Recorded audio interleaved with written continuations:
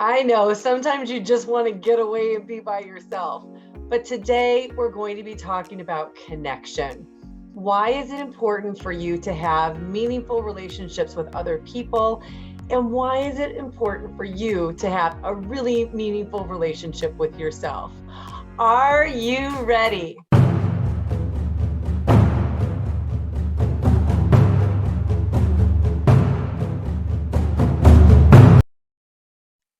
If you were marooned by yourself on a deserted island, how much do you think you would learn about yourself?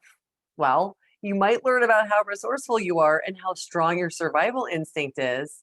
But outside of that, you wouldn't learn a lot about who you are. You might be able to learn to meditate and learn how to go within. But we are here on this planet primarily to learn lessons. And we learn a lot about ourselves through our interactions with other people. There is actual scientific evidence that demonstrates the importance of meaningful relationships in our lives. The Harvard study of adult development tracked 724 men for 75 years. That's a long time. And the clearest learnings from the study showed good relationships keep us happier and healthier. They really learned some important lessons about relationships from the study. Social connections are really good for us. Loneliness kills. People who are more socially connected to family, friends, and community are happier, physically healthier, and they live longer than the people who are less well connected. The experience of loneliness turns out to be toxic. People who are more isolated than they want to be from others find that they are less happy. Their health declines earlier and their brain function declines sooner. They live shorter lives than people who are not lonely. And it's not just the number of friends you have or whether you're in a committed relationship, but it's the quality of your close relationships that really matter. Did you ever see the movie Castaway, released in 2000 with Tom Hanks?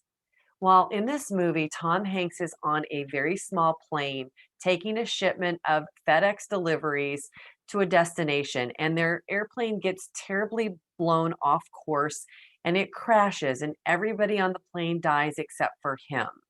He gathers up all of the packages, and now he's trying to figure out what to do on this island. He's very lonely. And over time, he begins to open these packages. And one of them is a volleyball that he puts a bloody handprint on and then names Wilson. And Wilson becomes his confidant, his connection, a reason to not give up. And as silly as that sounds, since after all, he was a volleyball, he needed Wilson because we are wired for connection. When we come here to this earth plane to have a human experience, part of being human is being born into a family and cultivating friendships and relationships. Think about the people who you have the deepest connection to. They can be living or dead.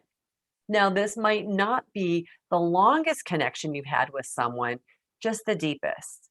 And it doesn't have to be a romantic connection. This may be the person that you love the most or who taught you the most.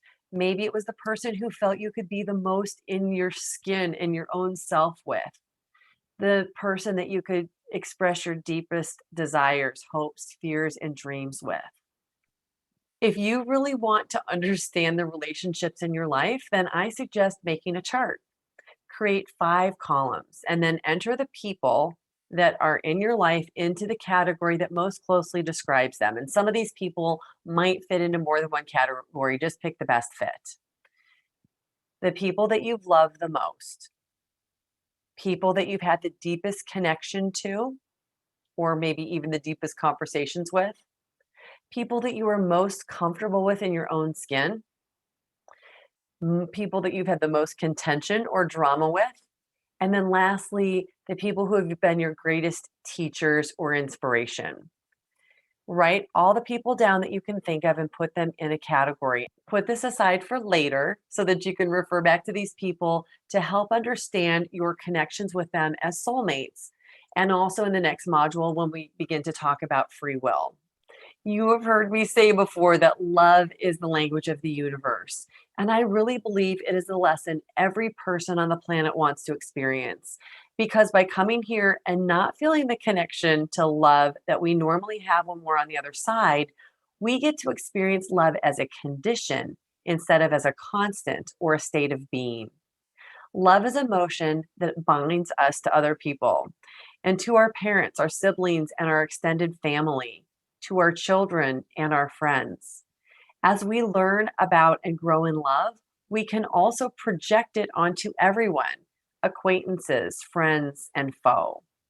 It is rare to feel unconditional love because our human brain always has conditions. But I think the best examples come from our pets. They have a love for us without conditions. And I know that that's been very true for me with my pets, and especially with my girl Storm. I've talked about every relationship outside of ourselves. Now I'm going to bring it back and talk about the most important person to love. It's you.